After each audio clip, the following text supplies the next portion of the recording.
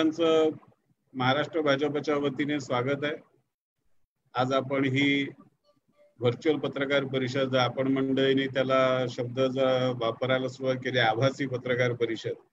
त्या आभासी पत्रकार परिषदेमध्ये आपलं सगळ्यांचं आभासी स्वागत करतो. आणि देवेंद्रजी आपल्या बरोबर सामील झालेले आहेत.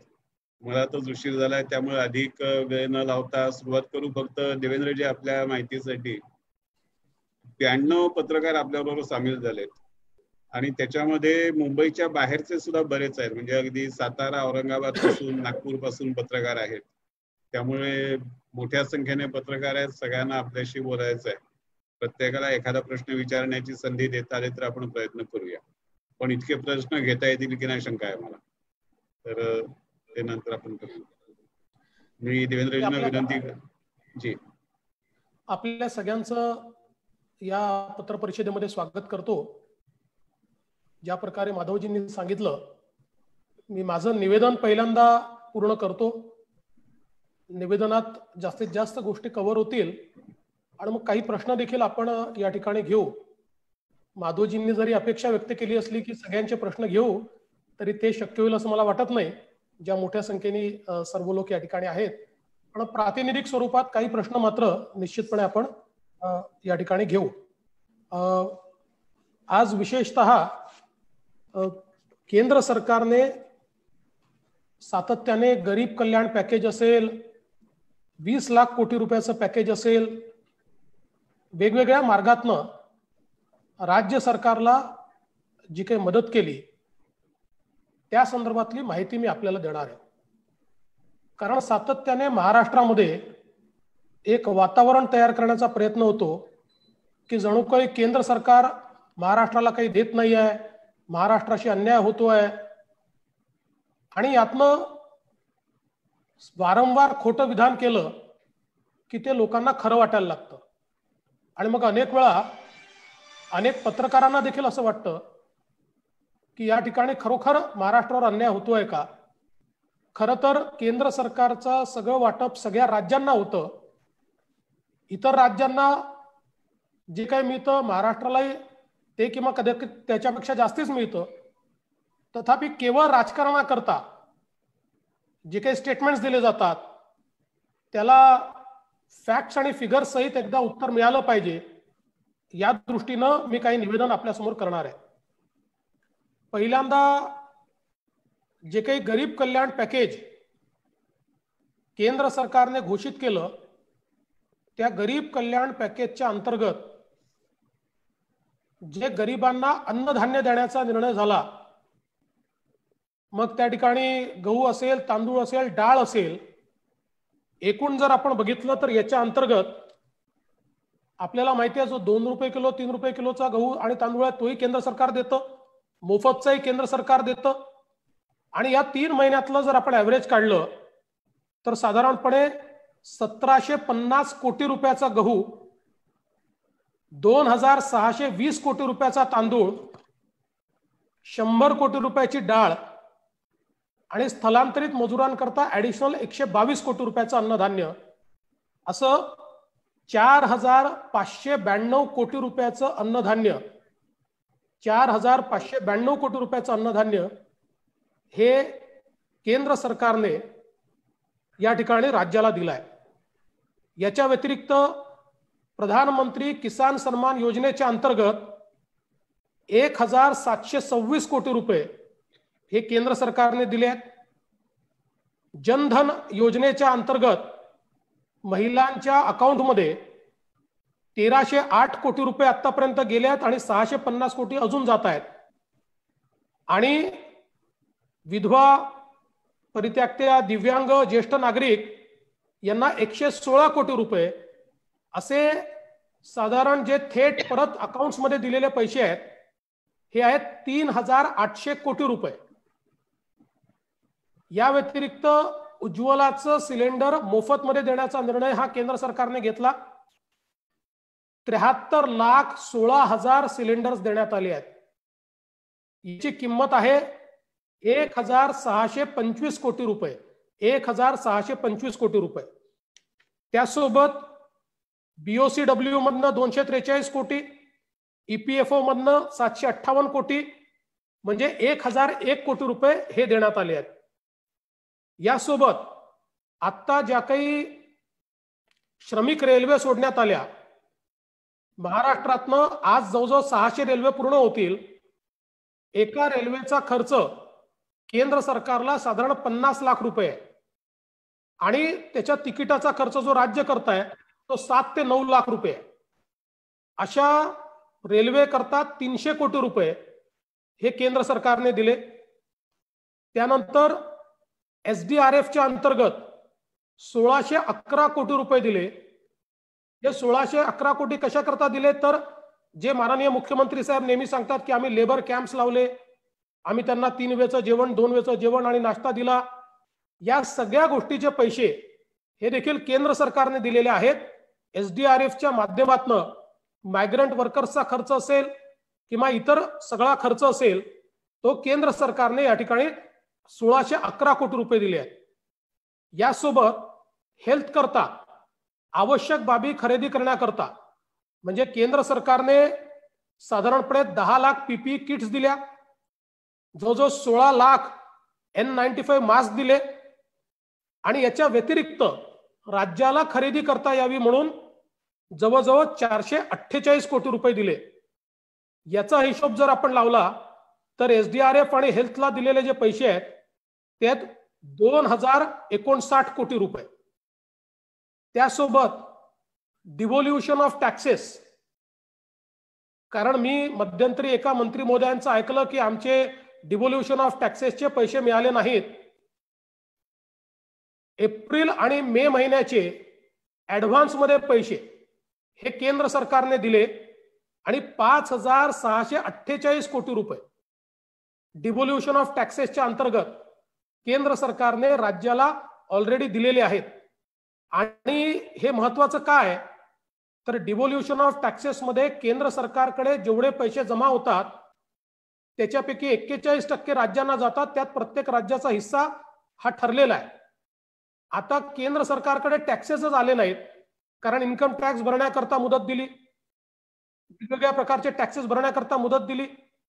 त्यामुळे आलेल्या टॅक्सेस पैकी देय टॅक्स किती होता जर महाराष्ट्राच्या हिस्स्याचा विचार केला तर तो 1148 कोटी होता. 1148. केंद्राने दिले किती? केंद्राने दिले 5648 कोटी, म्हणजे 4500 कोटी रुपये जास्तीचे दिले. कारण केंद्र सरकारने निर्णय घेतला की बजेट सादर केलं असताना किती टॅक्स येईल ही जी अपेक्षा केली आहे तीच गृहीत धरायची आणि त्यानुसार राज्यांचा ठरलेला हिस्सा द्यायचा. त्यामुळे आपल्याला महाराष्ट्राला 1148 कोटीच्या ऐवजी 5648 कोटी रुपये हे केंद्र सरकारच्या माध्यमातून या ठिकाणी देण्यात आले आहेत.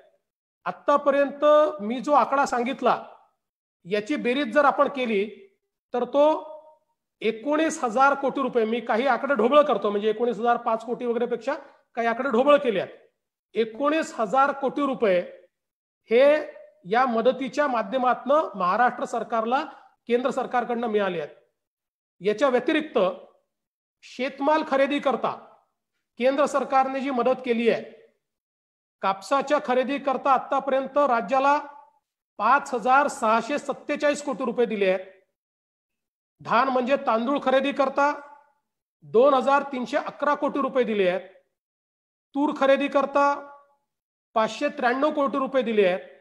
चणा मका खरेदी करता 125 कोटी रुपये दिले आहेत आणि या व्यतिरिक्त पीक विम्याचे 403 कोटी रुपये दिले आहेत. आणि कापूस खरेदीच्या संदर्भात स्वतः मंत्री महोदयांनी राज्य सरकारला पत्र लिहून सांगितलेलं आहे की तुमची खरेदी हळू चालली आहे, टोकन दिले जात नाहीये, लवकर खरेदी करा. जेवढी खरेदी राज्य सरकार करतं त्याचे सगळे पैसे हे केंद्र सरकारच्या वतीनं दिले जातात. जेवढी धान खरेदी राज्य सरकार करतं त्याचे सगळे पैसे केंद्र सरकारच्या वतीनं दिले जातात.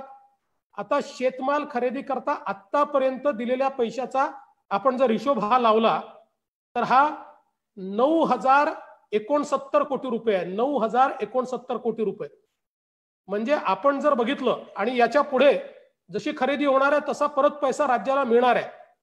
पण आपण जर बघितलं तर या 3-4 महिन्यातला हा जर हिशोब आपण मांडला तर एकूण राज्य सरकारला केंद्र सरकारने दिलेली मदत जी आहे ही आहे 28,104 कोटी रुपयांची. 28,104 कोटी म्हणजे आपण ढोबळ मनाने पकडलं तरी 28,000 कोटी रुपयाची मदत ही केंद्र सरकारने दिली आहे. आणि आपण जर हिशोब लावला तर कोरोनाच्या काळामधल्या महत्वाचे खर्च काय होते? महत्वाचे खर्च होते पीपी किट्स N95 मास्क घेण्याचे, ते मास्कही दिल्यात, त्याकरता पैसेही दिलेत. दुसरा महत्वाचा खर्च होता रेशनचा, ते रेशनचं अन्नधान्य सगळं केंद्र सरकारने दिलेलं आहे. तिसरा खर्च होता मायग्रंट लेबरचा, त्याचे पैसे देखील केंद्र सरकारने दिले आहेत. चौथा खर्च या ठिकाणी होता शेतमाल खरेदीचा, त्याचे पैसे देखील केंद्र सरकारने या ठिकाणी दिले आहेत. आणि म्हणून मोठ्या प्रमाणात केंद्र सरकारने पैसे दिले आहेत. आता एक प्रश्न जीएसटीचा या ठिकाणी येतो आणि सातत्याने मनात येईल ते आकडे जीएसटीच्या संदर्भात सांगितले जातात. जीएसटीचा नियम असा आहे की 2016 साली जे उत्पन्न होतं ते गृहीत धरून दरवर्षी 14% वाढ ही प्रत्येक राज्याला मिळाली पाहिजे. आणि तो जो आकडा आहे 5 वर्षापर्यंत म्हणजे 2022 पर्यंत तो जो आकडा आहे त्या आकड्यापेक्षा जेवढे कमी पैसे येतील तेवढे पैसे कंपेन्सेशन सेस म्हणून त्या राज्याला दिले जातात. हा कंपेन्सेशन सेस जो आहे केंद्र सरकारने काही गुड्सवर विशिष्ट टॅक्स लावलाय, तो सगळा टॅक्स हा कंपेन्सेशन किटीमध्ये जातो आणि त्यातनं जीएसटी काउन्सिल जी सगळ्या राज्यांच्या अर्थमंत्र्यांची काउन्सिल आहे ही काउन्सिल त्यातनं हे कंपेन्सेशन देतं. यावेळेस त्या कंपेन्सेशन सेस मध्ये पैसे उरले नाहीत कारण टॅक्सेस कमी आले, आपल्याला त्याची कल्पना आहे. तरीही केंद्र सरकारने पहिल्यांदा म्हणजे कायद्यात हे बसत नाही पण कायद्यात बसत नसताना देखील स्वतःच्या कन्सॉलिडेटेड फंडातनं पैसा देऊन या ठिकाणी नोव्हेंबर पर्यंतचे सगळे पैसे क्लिअर केले आहेत. आणि त्याच्यानंतरचे जे काही पैसे आहेत आता ते पैसे कसे द्यायचे, कारण कंपेन्सेशन किटीत पैसे नाहीये. याकरता जे सगळे आमचे अर्थमंत्री आहेत यांची जी काउन्सिल आहे ही काउन्सिल त्या संदर्भात निर्णय घेणार आहे. आणि साधारणपणे हा निर्णय असा असू शकतो की त्या संदर्भातलं कर्ज ही काउन्सिल घेऊन राज्यांना देईल आणि 5 वर्षाच्या ऐवजी 7 वर्षापर्यंत कंपेन्सेशन वाढवलं जाईल. म्हणजे अशाही परिस्थितीमध्ये राज्यांचं कुठलंही नुकसान यामध्ये होणार नाही. आणि हे सगळे निर्णय हे केंद्र सरकार घेत नाही, हे सगळे निर्णय काउन्सिल घेते, ज्या काउन्सिलच्या माध्यमातून सगळे पैसे हे त्या ठिकाणी क्लिअर केले आहेत. आणि अगदी आपण डिसेंबर टू मार्च हा जरी आपण विचार केला तरी देखील राज्य सरकारची जी काही कंपेन्सेशनची थकबाकी, कारण जो जीएसटी जमा होतो तो आपल्याला डायरेक्ट मिळतो, हे फक्त कंपेन्सेशन आहे. ही जी काही कंपेन्सेशनची थकबाकी असेल त्याच्या कैक पण जास्त पैसा हा केंद्र सरकारने राज्य सरकारला दिलाय, किंबहुना नुसते डिव्होल्युशन ऑफ टॅक्सेस मध्येच त्यापेक्षा जास्त पैसा हा राज्याला मिळालेला आहे. आता याच्या व्यतिरिक्त आपण जर या पॅकेजचा विचार केला, आता काही नेते असं म्हणतायत की विरोधी पक्ष नेते पॅकेज टाकतायत आणि मग राज्याकडे पैसाच नाही आहे, विरोधी पक्ष नेत्यांना माहिती नाही का?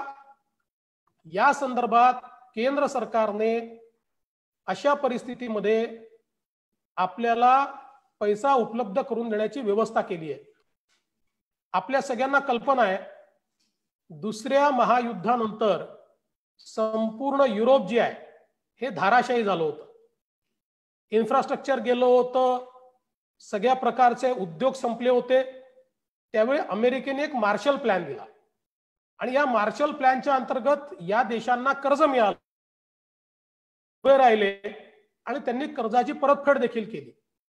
त्यामुळे अशा परिस्थितीमध्ये कुठल्याही सरकारजवळ आपल्या तिजोरीत पैसे नसतात, ते केंद्राजवळ नसतात, राज्याजवळ नसतात. अशा परिस्थितीमध्ये राज्यांना पैसे उपलब्ध होत नाही, कर्जही मिळत नाही आणि म्हणून त्याची सीमा वाढवून द्यायची असते. केंद्र सरकारने जीडीपीच्या 5% कर्ज घेता येईल अशा प्रकारचा निर्णय घेतला आणि एकूण राज्यांना, सगळ्या राज्यांना मिळून 10,69,000 कोटी रुपये हे कर्ज घेता येईल अशा प्रकारची व्यवस्था उभी केली. आता यातनं महाराष्ट्राला किती मिळू शकतात? तर महाराष्ट्राचा जीएसडीपी हा केंद्राच्या एकूण 15% आहे आणि त्याचा आपण हिशोब लावला तर या 10,69,000 कोटीपैकी महाराष्ट्र राज्य 1,60,000 कोटी रुपये मिळू शकतं. 1,60,000 कोटी. आणि हे 1,60,000 कोटी आपण दरवर्षी समजा 40 ते 45,000 कोटी रुपये हे कॅपिटल एक्सपेंडिचरवर खर्च करतो, तर ते जरी वगळले तरी देखील 1,20,000 कोटी रुपयाची फिस्कल स्पेस ही आपल्याकडे आहे. आणि हे कर्ज परत कसं होतं?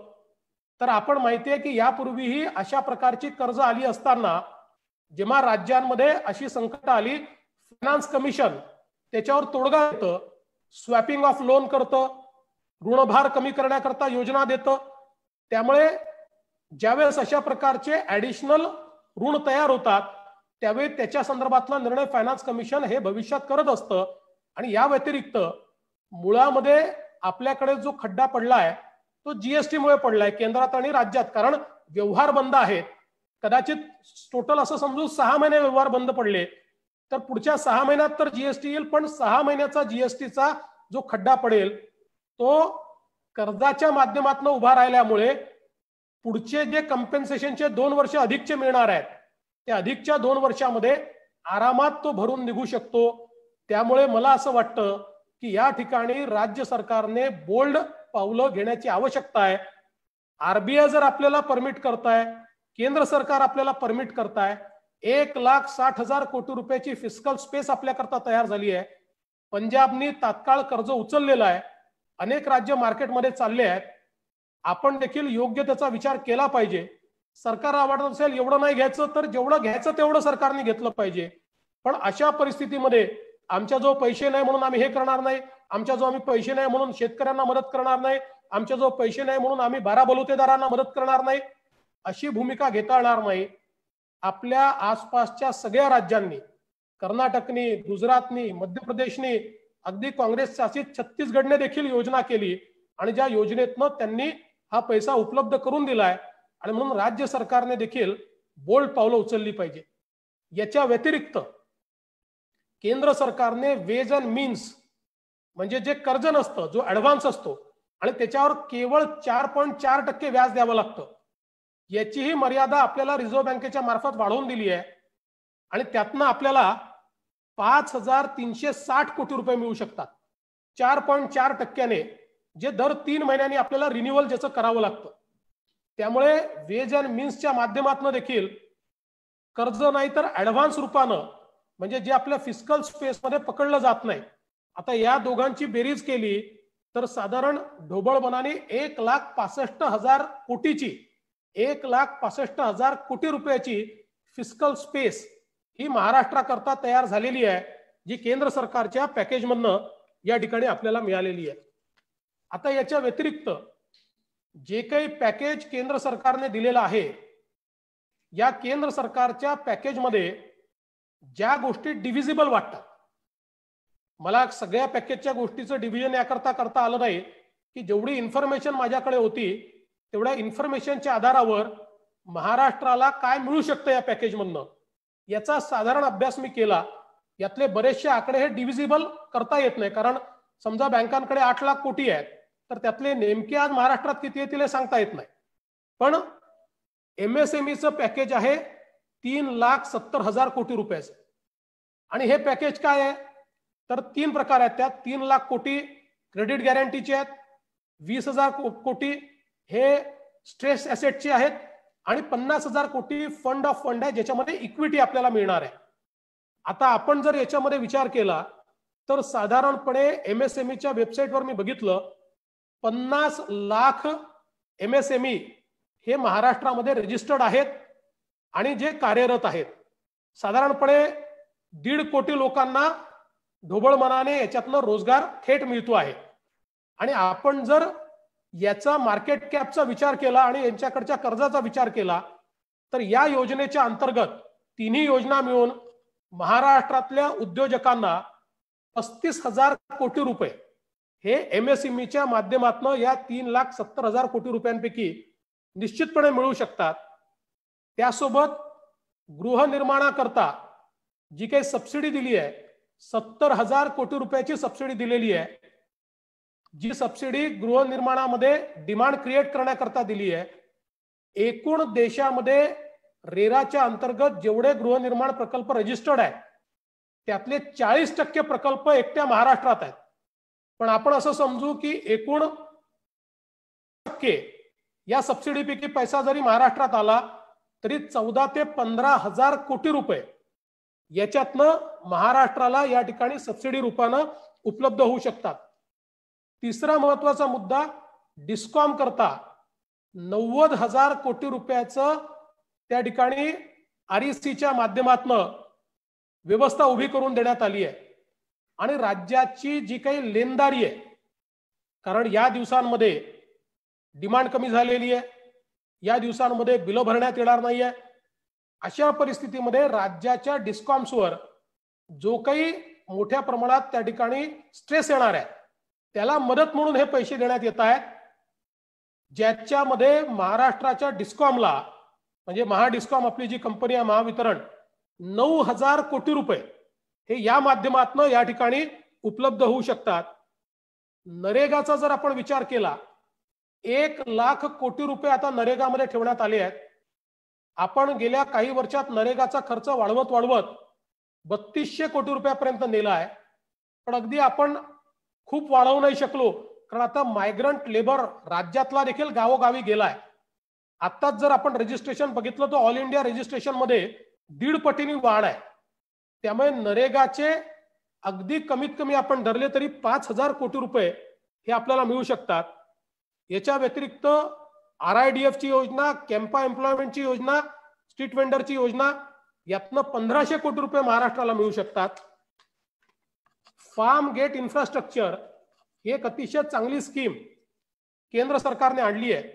आणि ही कशा करताय?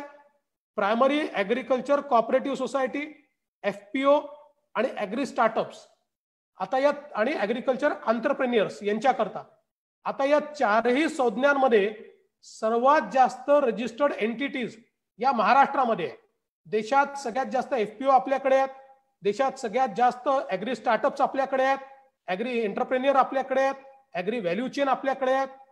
त्यामुळे हे जे काही 1,00,000 कोटी रुपयाचं या ठिकाणी पॅकेज आहे यातनं किमान 10,000 कोटी रुपये महाराष्ट्र मिळवू शकतो आणि त्यातनं आपले संपूर्ण नेटवर्क जे आहे ते आपण उभं करू शकतो.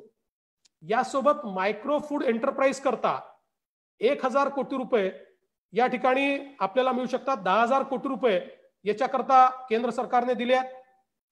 एनिमल हस्बंडरी इन्फ्रास्ट्रक्चर ज्याच्यामध्ये डेअरी असेल किंवा मग त्याच्यासोबत टॉप टू टोटल स्कीम असेल, बी किपिंग असेल, हर्बल कल्टिवेशन असेल, या सगळ्यातनं साधारणपणे 2,000 कोटी रुपये महाराष्ट्राला मिळू शकतात. असा जर आपण एकूण विचार केला तर या पॅकेज मधलं जे डिव्हिजिबल मला दिसत आहे ज्याचा लाभ महाराष्ट्र घेऊ शकतो ते 78,500 कोटी रुपये. आणि आपण एकूण जर हिशोब लावला तर मी पहिला आकडा जो महाराष्ट्राला ऍक्च्युअल मिळालेला आहे तो आहे 28,000 कोटी रुपये, धान्य स्वरूपात असेल किंवा कॅश स्वरूपात असेल किंवा डिव्होल्युशन मध्ये असेल. दुसरा आकडा मी सांगितला की जो महाराष्ट्राला फिस्कल स्पेस मिळाली आहे ती 1,65,000 कोटी रुपयाची आहे. आणि तिसरा आकडा मी सांगितला की पॅकेज मधनं जे डिव्हिजिबल मला दिसत आहे ते 78,000 कोटी रुपये. ढोबळ मनाने आपण जर याची गणित लावलं तर 2,70,000 कोटी रुपयाचं हे गणित या ठिकाणी होतं. आणि म्हणून महाराष्ट्राला केंद्र सरकार काही देत नाही, महाराष्ट्रावर अन्याय होतोय अशा प्रकारचं जे सातत्याने सांगितलं जात आहे ही आकडेवारी अतिशय स्पष्ट करते आहे की महाराष्ट्राला मिळत आहे, देशातल्या सगळ्या राज्यांना मिळत आहे.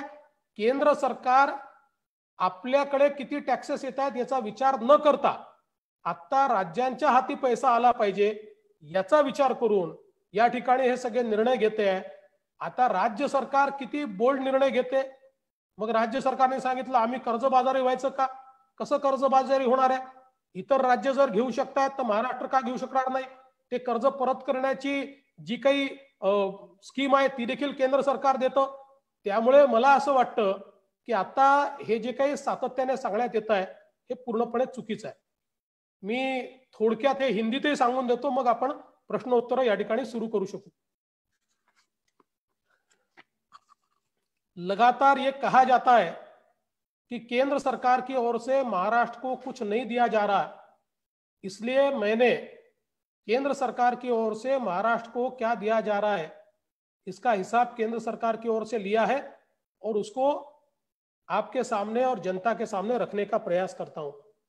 गरीब कल्याण पैकेज के अंतर्गत जो हमारे गरीबों को अनाज देना था, गेहूं देना था, चावल देना था, दाल देनी थी, उसमें 1750 करोड़ का गेहूं दिया गया, 2620 करोड़ रुपए का राइस दिया गया, 100 करोड़ रुपए की दाल दी गई और माइग्रेंट वर्कर्स के लिए 122 करोड़ रुपया, ऐसा 4592 करोड़ रुपए इसके अंतर्गत महाराष्ट्र को मदद मिली. प्रधानमंत्री किसान सम्मान योजना में 1726 करोड़ रुपए मिले, जनधन योजना में 1308 करोड़ मिले और 650 करोड़ और मिल रहे. विधवा, दिव्यांग और ज्येष्ठ नागरिकों के लिए 116 करोड़ रुपए मिले, ऐसे 3800 करोड़ रुपए इसमें मिले. उज्ज्वला के अंतर्गत 73,16,000 सिलेंडर यानी 1625 करोड़ रुपए मिले. बीओसीडब्ल्यू और ईपीएफओ के अंतर्गत 1001 करोड़ रुपए मिले. एसडीआरएफ के अंतर्गत 1611 करोड़ मिले. हेल्थ के अंतर्गत 448 करोड़ रुपए मिले. ट्रेन्स के लिए केंद्र सरकार ने 300 करोड़ रुपया खर्चा किया.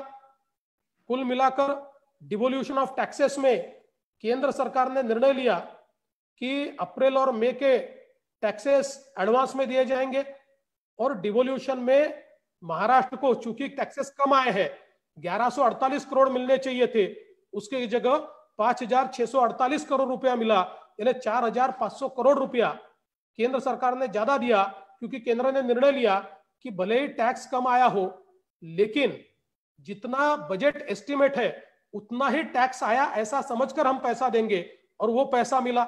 ये कुल मिलाकर हम देखें तो 19,000 करोड़ रुपया है.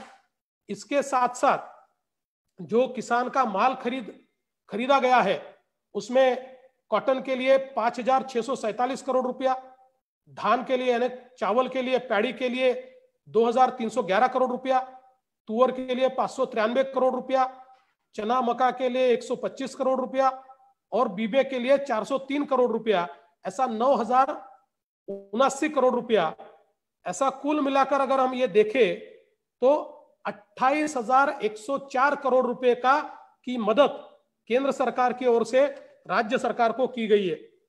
दूसरा, केंद्र सरकार ने राज्य सरकार के लिए फिस्कल स्पेस तैयार की और कुल मिलाकर जीएसडीपी के 5% तक कर्जा सरकार तैयार ले सकती है, ऐसा निर्णय लिया.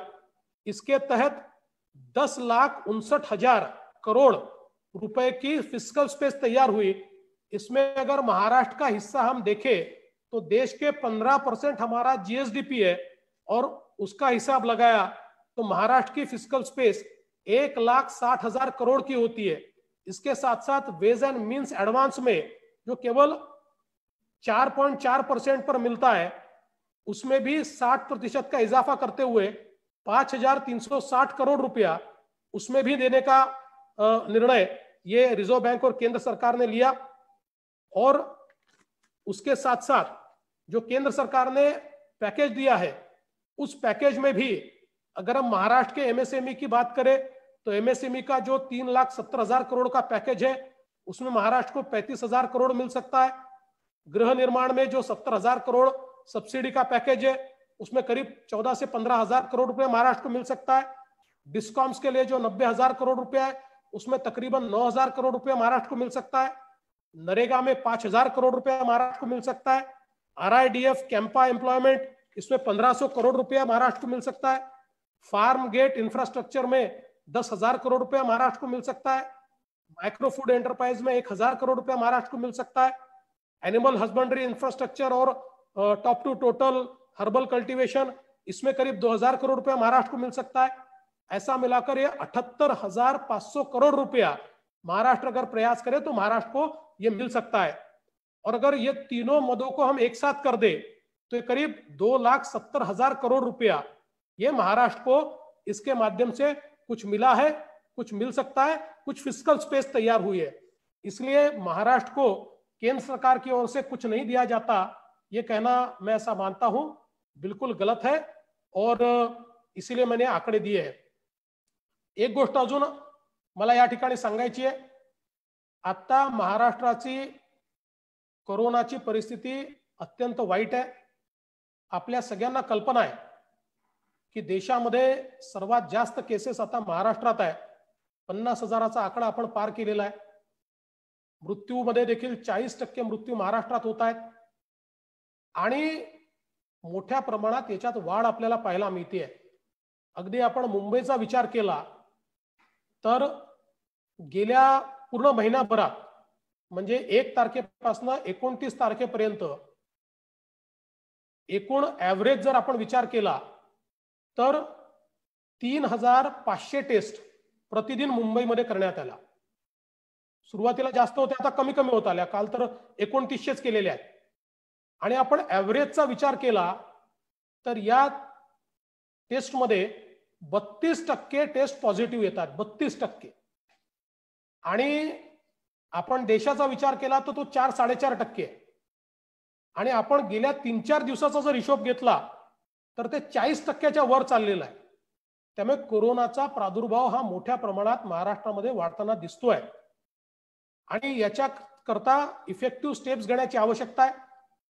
पेशंट्सला बेड मिळत नाही, ॲम्ब्युलन्स मिळत नाही, रस्त्यावर लोक मरतात। आणि एवढंच नाही तर खासगी हॉस्पिटलनी आपले रेट इतके वाढवले आहेत आणि त्याच्यावर कुठलाही कंट्रोल नाही आहे। आज प्रेत ठेवायला जागा मिळत नाही, स्मशानामध्ये जागा मिळत नाही, अशी भयानक अवस्था मुंबईची झालेली आहे। या संपूर्ण अवस्थेमध्ये खरं म्हणजे आज काँग्रेस पार्टीचे नेते सन्माननीय राहुल गांधी यांचं स्टेटमेंट मी ऐकलं आणि त्यांनी सांगितलं की आम्ही जरी सरकारमध्ये असलो तरी देखील आम्ही बाहेरचे आहोत, आम्हाला निर्णय प्रक्रियेत कुठेही संधी नाही आहे आणि आमचं या सरकारमध्ये ऐकलं जात नाही। खरं म्हणजे अशा प्रकारचं जे स्टेटमेंट राहुलजींनी दिलंय हे अत्यंत आश्चर्यकारक अशा प्रकारचं स्टेटमेंट आहे।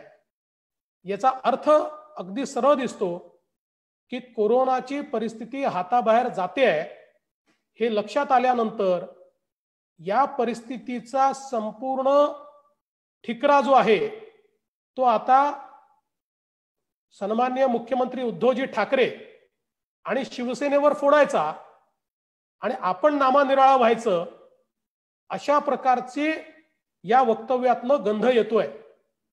हे खरंच आहे की गोष्टी हाताबाहेर चालल्या आहेत, पण तुम्ही सरकारमध्ये आहात, बाहेरून पाठिंबा दिलेला नाही, त्यामुळे जबाबदारी झटकता येणार नाही। राहुलजींचं वक्तव्य हे जबाबदारी झटकणारं वक्तव्य आहे असं माझं अतिशय स्पष्टपणे मत आहे।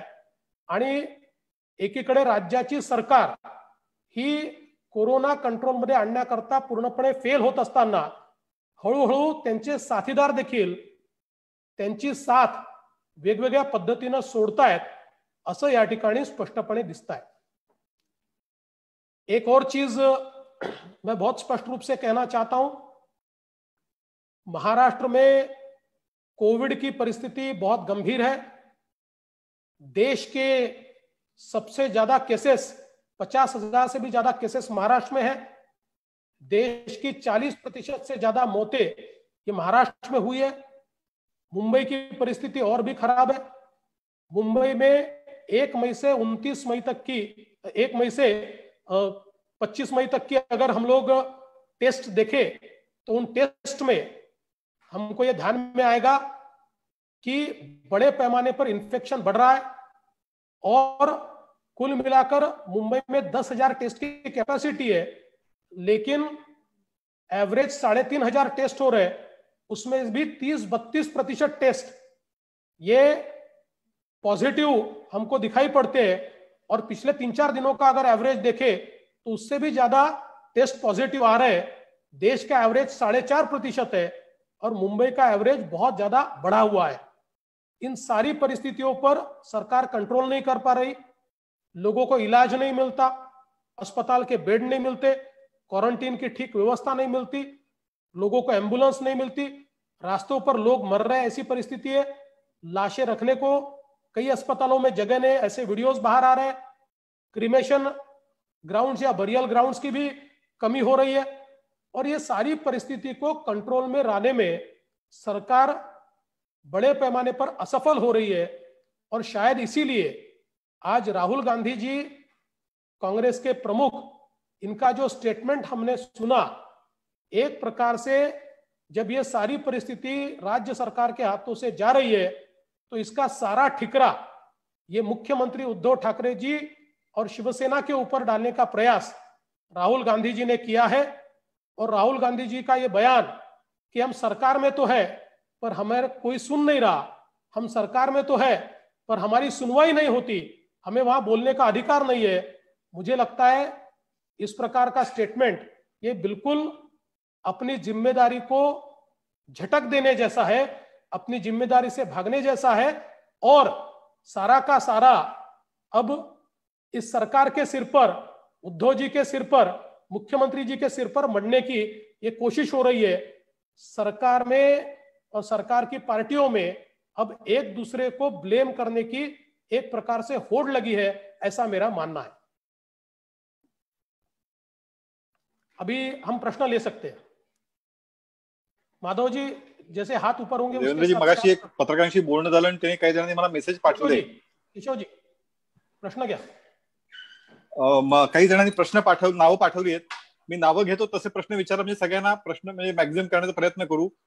विवेक कुलकर्णी आणि विनया, पहिल्यांदा विवेक आणि मग विनया. विवेक, प्रश्न विचार.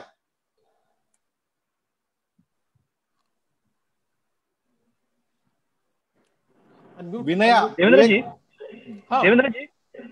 तुम्ही राहुल गांधींच्या स्टेटमेंटचा देखील उल्लेख केलेला आहे आणि यापूर्वी देखील तुम्ही म्हणले की कोरोनाचा मुकाबला करण्यासाठी राज्य सरकार असमर्थ ठरत आहे.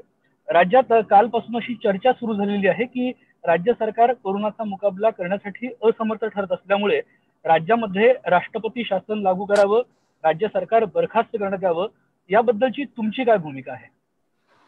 असं आहे की पहिल्यांदा सुब्रमण्यम स्वामीजींनी ही मागणी केली आणि काल मला असं वाटतं राणे साहेबांनी मागणी केली. राणे साहेब भाजपचे ज्येष्ठ नेते आहेत. आपल्याला राणे साहेबांचा स्वभाव माहिती आहे, ते अन्याय सहन करत नाही आणि ते थेट बोलतात. त्यामुळे परिस्थिती हाताबाहेर चालली आहे म्हणून त्यांनी ती मागणी केली असेल. परंतु भारतीय जनता पक्षाला आता राजकारणात इंटरेस्ट नाही आहे. कोरोनाशी आम्हाला लढाई लढायची आहे. आम्हाला सरकार बनवण्याकरता कुठलीही घाई नाही आहे. त्यामुळे आता आमचा सगळा फोकस हा कोरोनाच्या लढाईमध्ये आहे. राज्यपाल महाराष्ट्रातली परिस्थिती केंद्राला पाठवत असतात, केंद्र त्याच्यावर विचार करत असतो. परंतु मला असं वाटतं की आता केंद्राचाही सगळा फोकस हा पूर्णपणे कोरोनाच्या लढाईमध्ये आहे. त्यामुळे मला असं वाटतं की आता जे काही स्टेटमेंट्स येत आहेत किंवा जी चर्चा चाललेली आहे त्या चर्चेमध्ये आम्ही सामील नाही. आम्हाला राजकारणात आता इंटरेस्ट नाही. कोरोनाची लढाई इफेक्टिव्ह झाली पाहिजे याकरता मात्र आम्ही दबाव तयार करणार आहोत. विनय देशपांडे.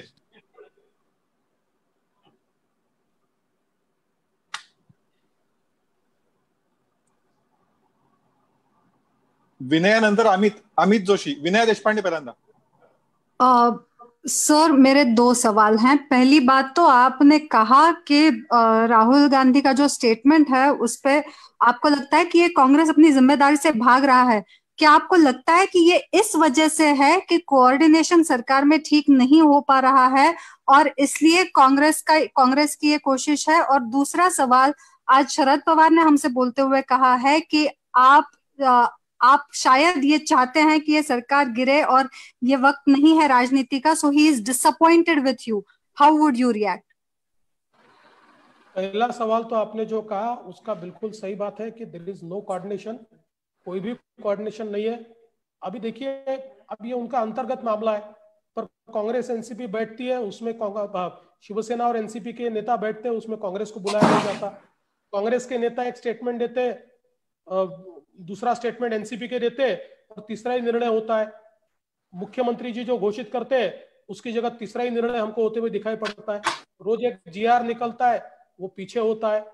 और इसलिए मुझे ऐसा लगता है कि देयर इज नो कोऑर्डिनेशन। जहां तक पवार साहब का सवाल है, मैंने बार बार ये इंगित किया है और आज भी स्पष्ट बताता हूं, भारतीय जनता पार्टी को कोई जल्दी नहीं है। हम सरकार स्थापन करने का कोई प्रयास नहीं करने वाले। ये अंतर विरोध से सरकार गिरेगी। हम तो आज इतना ही देख रहे हैं कि कोरोना की फाइट में सरकार अक्षम है, और ऐसे समय हम जो मदद कर सकते हैं हम करने की कोशिश करेंगे और सरकार को जगाने की कोशिश करेंगे। मैंने पहले ही बताया, हमारा प्रयास सरकार को भगाने का नहीं है, सरकार को जगाने का है। मैं ऐसा कह सकता हूं कि पवार साहब तो सारी चीजें जानते हैं, जानने के बावजूद इस प्रकार का स्टेटमेंट अगर वो देते हैं तो I am quite disappointed about it. Amit Joshi. 2 प्रश्न आहेत. तुम्ही केंद्र सरकारने किती पैसे खर्च केले त्याची आकडेवारी दिलीत, पण एक आता तुम्ही विरोधी पक्षात आहात, अर्थात त्याच्यामुळे राज्य सरकारने किती पैसे खर्च केले असावेत, ते पुरेसे केलेत का, त्याची काय आकडेवारी आहे का? म्हणजे एक अंदाज मी विचारतोय. आणि दुसरी गोष्ट, तुम्ही उद्धव ठाकरेंना गेले अनेक वर्ष ओळखताय. गेल्या काही वर्षांमध्ये सत्तेत असल्यापासून आणि विशेषतः गेल्या 2-3 महिन्यामध्ये चांगलं जवळनं बघितलं असेल. मुख्यमंत्री म्हणून त्यांच्या नेतृत्वाबद्दल, त्यांनी ज्या पद्धतीनं काम करणं अपेक्षित आहे त्याबद्दल तुमचं काय म्हणणं आहे? कारण निवडणुका एक हाती जिंकून देणं एक वेगळी गोष्ट आहे आणि सत्तेमध्ये गेल्यावर मुख्यमंत्री म्हणून काम करणं एक वेगळी गोष्ट आहे. तुम्हाला त्यांचा परफॉर्मन्स कसा वाटतो? पहिली गोष्ट तर अशी आहे की राज्य सरकार केंद्राकडनं आलेले पैसे देखील अजून खर्च करू शकलेले नाही. मी राज्य सरकारला विचारतो की SDRF चे किती पैसे खर्च झाले सांगा, राज्य सरकारकडे हेल्थ मधून आलेले पैसे किती खर्च झाले सांगा. आता राज्य सरकारमध्ये समन्वयच नाहीये. राज्य सरकारच्या प्रायोरिटीजही वेगळ्या आहेत. मी आपल्याला दाव्याने सांगतो की आपण बघा, मार्चच्या शेवटी म्हणजे कोरोनाचं तर आपला सगळा लॉकडाऊन सुरू झाला होता, पण शेवटच्या काळामध्ये खर्च झालेले पैसे कशावर खर्च झाले आहेत, कुठले बिलं निघालेले आहेत, हे जर आपण पाहिलं तर या राज्य सरकारची प्रायोरिटी काय आहे हे आपल्याला लक्षात येईल. आणि म्हणून मला असं वाटतं समन्वयाचा अभाव आहे. उद्धवजींच्या संदर्भात आपण जो प्रश्न विचारला, मी आता एवढंच सांगेन की मी त्यांचं कुठलंही मूल्यमापन करणार नाही. त्यांना सर्टिफिकेट देण्याकरता मी बसलेलो नाही किंवा माझा तो अधिकारही नाही. पण आता हे खरंच आहे की राज्याला एका अत्यंत असर्टिव्ह लिडरशिपची आवश्यकता आहे. जेव्हा पक्ष वेगवेगळ्या भूमिका घेतात, जेव्हा अधिकाऱ्यांमध्ये समन्वय नसतो, अशा वेळी पॉलिटिकल लिडरशिपने तो समन्वय घडवायचा असतो. कधी बोल्ड निर्णय घ्यावे लागतात. अशा परिस्थितीत घेतलेले 2 निर्णय चुकू शकतात, त्याची टीका सहन करावी लागते. पण निर्णय घेतले नाहीत तर अशा परिस्थितीवर आपण मात करू शकत नाही. मला असं वाटतं की थोडे बोल्ड निर्णय हे उद्धवजींकडनं आम्हाला अपेक्षित आहे. ऋत्विक भालेकर. ऋत्विक विचार. ऋत्विकचा माईक अनम्यूट कर.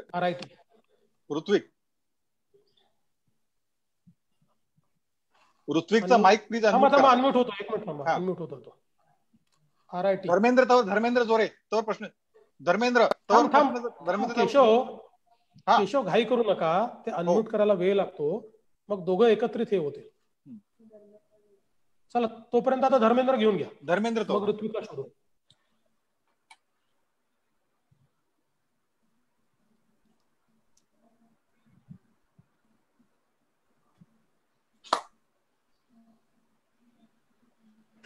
साहिल आहे तोवर. साहिल.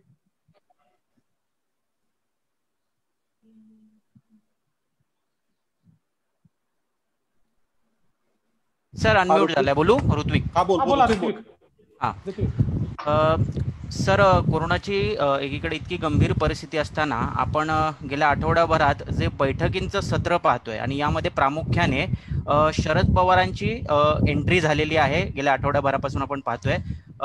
एक बैठक जी आहे ही राजभवनला झाली, त्यानंतरची बैठक एक मातोश्रीवरती झालेली आहे. या संपूर्ण परिस्थितीत फक्त कोरोनाची उपाययोजना करण्यासंदर्भात या बैठकी आहेत असं आपल्याला वाटतं की नक्कीच यामध्ये कुठेतरी राजकीय खलबत होत असावी?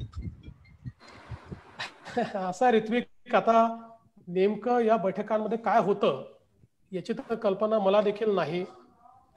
पण मला असं वाटतं की समजा या बैठकांनंतर कोरोनाच्या संदर्भातल्या काही इफेक्टिव्ह उपाययोजना घोषित झाल्या तर आपण कोरोना संदर्भातली बैठक समजायची. पण बैठका होत आहेत, दुसऱ्या दिवशी ट्विट होत आहे की आम्ही अशी अशी बैठक केली, पण त्या बैठकीतनं ठरलं काय, ही कशा करता होती, हे जर कळलं तर अधिक चांगलं होईल. त्यामुळे मला असं वाटतं की आता सगळ्यांचा फोकस कोरोना असला पाहिजे. त्या दृष्टीनं या बैठका होत असतील तर त्याचं स्वागत आहे, पण त्यातनं निर्णय कुठले येताना मात्र दिसत नाही. एक छोटासा जोडून प्रश्न विचारतो सर. वारंवार संजय राऊत आणि शरद पवार आज सांगत आहेत की सरकार स्थिर आहे, ते 5 वर्ष टिकणार आहे. हे सांगण्याची वेळ त्यांच्यावर काय येते? विरोधक म्हणून तुमच्याकडनं काही हालचाली तुमच्या गोटात सुरू आहेत का ज्याची त्यांना भीती वाटते? आमच्या कुठल्याही हालचाली नाही. मी वारंवार सांगितलं, हे सरकार बदलण्याची वगैरे अशा प्रकारची वेळ नाही. ही कोरोनाची लढाई चाललेली आहे. या लढाईमध्ये सगळ्यांना एकत्रित राहायचं आहे. बघा, मला या सत्ता पक्षाची एक स्ट्रॅटेजी लक्षात येते आणि ती स्ट्रॅटेजी अशी आहे की विषयांतर करत राहायचं, नवनवीन विषय आणत राहायचे, जेणेकरून कोरोनावरचा फोकस दूर होईल. मग कधी विषय चालवायचा महाराष्ट्रावर अन्याय होतोय, महाराष्ट्रावर अन्याय होतोय, महाराष्ट्रावर अन्याय होतोय. मग विषय चालवायचा की आता राष्ट्रपती राजवट लागणार, राष्ट्रपती राजवट लागणार. मग चालायचा की हे लोक आता बदलतायत, काहीतरी या ठिकाणी नवीन सरकार आणण्याचा प्रयत्न करतायत. आज कोणीतरी बातमी सोडून दिली की भाजपच्या आमदारांनाच बोलवलेलं आहे. कोणालाही आम्ही बोलवलेलं नाही, बोलवण्याचं कारणही नाही. त्यामुळे मला असं वाटतं की ही एक स्ट्रॅटेजी आहे, याला कव्हर फायरिंग म्हणतात. कव्हर फायरिंग याकरता करतात की ज्यावेळी एखाद्याला कव्हर द्यायचं असतं त्यावेळी दुर्लक्ष करण्याकरता कव्हर फायरिंग केलं जातं. आणि म्हणून कोरोनाच्या विषयांची चर्चा कमी. आता हा विषय मिळाला की माध्यमांना दिवसभर मग तोच विषय चालवावा लागतो. मग कोणीतरी चालवतं आता आमदार निघालेले आहेत, मग कोणीतरी सांगतं की इथे रिझर्वेशन केलं आहे, मग कोणीतरी अजून सांगतं की हे याला भेटले, ते त्याला भेटले. हे केवळ विषय बदलवण्याकरता रोज नवनवीन विषय सोडण्याचा प्रयत्न आहे. धर्मेंद्र नमस्कार भाऊ. जी नमस्कार. तुम्ही आता कव्हरिंग फायरचा विषय घेतला, तर कव्हरिंग फायर ज्याला दिलं जातं त्याच्याकडून अटॅक पण होण्याची स्ट्रॅटेजी असते, अपेक्षा असते.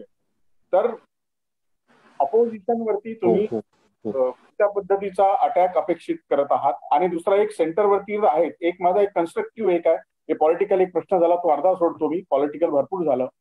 की काही लोकांना आपण सुद्धा मदत केलेली आहे. की मला एक आठवतं की शिक्षकांची जेव्हा उत्तर भारतीय शिक्षकांना जेव्हा जायचं होतं, ट्रेन मिळाली नाही, तेव्हा तुम्ही कोऑर्डिनेट करून एक ट्रेन अवेलेबल करून दिली, असं कपिल पाटलांनी कालच्या ब्लॉगमध्ये त्यांच्या लिहिलंय. तर हा एक जो एक अभाव आहे की बीजेपीने स्वतःवरून सेंटरकडून काही आणलं किंवा आणण्याचा प्रयत्न केला तर तो गव्हर्नमेंट पर्यंत किंवा स्टेट गव्हर्नमेंट पर्यंत नेण्याचा प्रयत्न होताना दिसत नाही असं म्हणत जात आहे. जेव्हा तुम्ही अपोजिशन आणि सरकार यांच्या कोऑर्डिनेशनचं जेव्हा बोलता तेव्हा बीजेपी आणखी खुल्या दिल्याने आणि आणखी मोकळेपणाने, ट्रान्सपरन्सीने, जरी सरकार तुमचं ऐकत नसेल असं तुम्हाला सांगत आहे तरी का करत नाही? नाही, असं आहे की केंद्र सरकार सगळ्या गोष्टी देतच आहे आणि केंद्राकडनं एखादी गोष्ट मिळाली पाहिजे असं वाटत असेल तर आम्ही त्याचा पाठपुरावा करायला तयार आहोत. कारण राज्य आमचं आहे, महाराष्ट्राचे आम्ही आहोत, त्यामुळे काही प्रश्नच नाही आहे. मुळामध्ये माझा सवाल वेगळा आहे. माझा सवाल हा आहे की राज्य सरकारने विरोधकांना कधीतरी विश्वासात घेतलं का? एक बैठक झाली, कधी झाली बैठक? ती बैठक 2 महिन्यांनी झाली. कोरोनाचा प्रश्न सुरू झाल्यानंतर 2 महिन्यांनी बैठक झाली. त्यानंतर कुठली बैठक झाली का? आता आपण बघा की ज्या दिवशी आम्ही निवेदनं दिली त्या दिवशी आम्ही माननीय मुख्यमंत्र्यांना देखील पत्र दिलं होतं. अतुल भातखळकरांनी पत्र दिलं होतं की आमचं शिष्टमंडळ आपल्याला येऊन भेटू इच्छितं. ऑटो जनरेटेड आम्हाला रिप्लाय आला की तुमचं पत्र हे उचित कारवाई करता पाठवण्यात आलेलं आहे. इव्हन जी बैठक घेतली त्या बैठकीमध्ये देखील आपल्याला माहिती आहे काय घडलं. त्यामुळे मला असं वाटतं की एकतर्फी असं हे चाललेलं आहे की विरोधकांना विश्वासातही घ्यायचं नाही आणि विरोधकांनी सल्ला देखील द्यायचा नाही. म्हणजे मला तर पहिल्यांदा हे पाहायला मिळालं की सरकारी पक्षाकडनं ट्रोल गँग्स तयार होतात आणि विरोधकांनी सल्ला दिला तर त्यालाही ट्रोल करण्याचा प्रयत्न होतो. यापूर्वी कधीच घडलं नव्हतं. आता तुम्ही जर कोरोनाचा मुकाबला करताय तर ट्रोल गँग तयार करण्याची आवश्यकता काय आहे, खोटे अकाउंट तयार करण्याची आवश्यकता काय आहे? त्यामुळे कुठेतरी आपण रोज राजकारण करतोय आणि दुसऱ्यांना राजकारण करू नका असा सल्ला देतोय, हे खपत नसतं. आम्ही विरोधी पक्षात आहोत, कन्स्ट्रक्टिव्ह ऑपोजिशन आहे. कन्स्ट्रक्टिव्ह ऑपोजिशन म्हणून जे जे काही लोकांचे दुःख आहेत, वेदना आहेत, त्या वेदना आम्ही मांडू आणि त्याच्यावर जो काही लोकांना रिलीफ आहे तो रिलीफ मिळवून देण्याचा प्रयत्न करू. हा, सरकारला आम्ही मदत करतोच आहे. आता इतक्या मोठ्या प्रमाणात रिलीफ ऍक्टिव्हिटी आम्ही केली, मोठ्या प्रमाणात केली, ती सरकारला एक प्रकारची मदतच आहे. आणि सरकारने याही व्यतिरिक्त पुढे जाऊन आम्हाला सांगितलं की आम्हाला याच्यात मदत करा, आम्ही जरूर करू. काय अडचण आहे त्याच्यामध्ये? थँक्यू. मृणाल नानिवडेकर.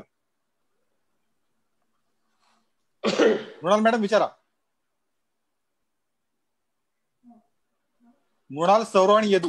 अशा अनप्रेसिडेंटेड महामारीमध्ये देखील सर्व पक्षीयांना सामावून घेण्याचं धोरण सरकार अंमलात का आणत नाहीये, हा एक प्रश्न. आणि मगाशी आपण म्हणालात की जी काही देयक मध्ये दिली गेली या काळामध्ये, त्या देयकांचे तपशील हे थोडे धक्कादायक आहेत. ते नक्की काय आहेत हे सांगाल का? आणि सर्वात महत्वाचा प्रश्न की महाराष्ट्रातली आर्थिक ऍक्टिव्हिटी यानंतर किती दिवसांनी चालू होऊ शकेल? मुंबई या महामारीमुळे आंतरराष्ट्रीय दर्जाचं तथाकथित महानगर हा लौकिक गमावून बसायची आपल्याला भीती वाटते का? नाही, मुळातच जो पहिला प्रश्न तुम्ही विचारलेला आहे त्याच्यामध्ये पहिल्या दिवशीपासनं विरोधी पक्षच आपला कोरोनापेक्षा मोठा शत्रू आहे अशा प्रकारे राज्यकर्त्यांचं वर्तन राहिलेलं आहे. आणि त्याकरता इतक्या मोठ्या प्रमाणात त्यांनी सोशल मीडियाचा उपयोग केलाय आणि अक्षरशः पेड कॅम्पेन सोशल मीडियावर हे विरोधी पक्षाच्या विरुद्ध त्यांनी करून बघितलं. पण आज परिस्थिती हाताबाहेर गेल्यानंतर त्यांचं पेड कॅम्पेन देखील चालत नाही आहे. मला असं वाटतं अशा परिस्थितीमध्ये असं करायच्या ऐवजी विरोधकांनाही सोबत घेऊन एकत्रित राज्याचे प्रश्न सोडवण्याचा प्रयत्न केला तर ते अधिक चांगलं होईल. देयकांच्या संदर्भात आपण जे सांगितलं याचा तपशील लवकरच बाहेर येईल. मला असं वाटतं की आता तो सगळा तपशील या ठिकाणी माझ्याजवळ नाही आहे, त्यामुळे तो काही मी आता लगेच मांडणार नाहीये. तिसरा प्रश्न आपला अत्यंत महत्वाचा आहे की आपल्याला काही ना काही एक्झिट स्ट्रॅटेजी तयार करावी लागेल. आपण अजूनही पीक पर्यंत गेलो नाहीये, अजूनही पीक कडे आपण चाललेलो आहे.